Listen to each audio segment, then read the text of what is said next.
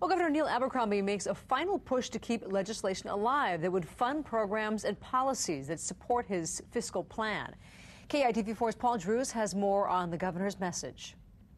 Instead of making his case here at the state capitol before lawmakers, Governor Abercrombie took his message into the community.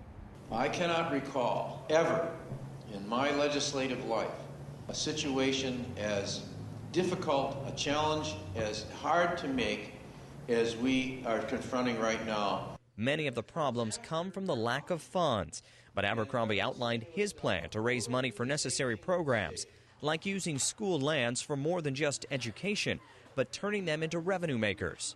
We have a lot of real estate at the Department of Education. We're going to be putting together workforce housing and the land that's available all across the state.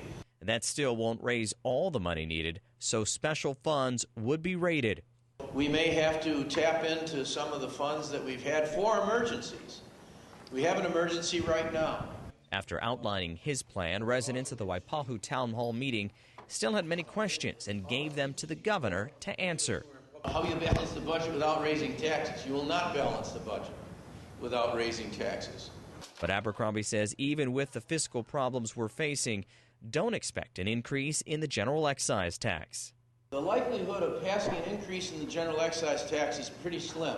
But what is on the table is whether those folks who have general excise tax exemptions, whether they're going to be asked for the next 2 years to pay their share. Throughout his presentation, the governor stressed during this difficult economic time, everyone will have to contribute to keep important programs and services going.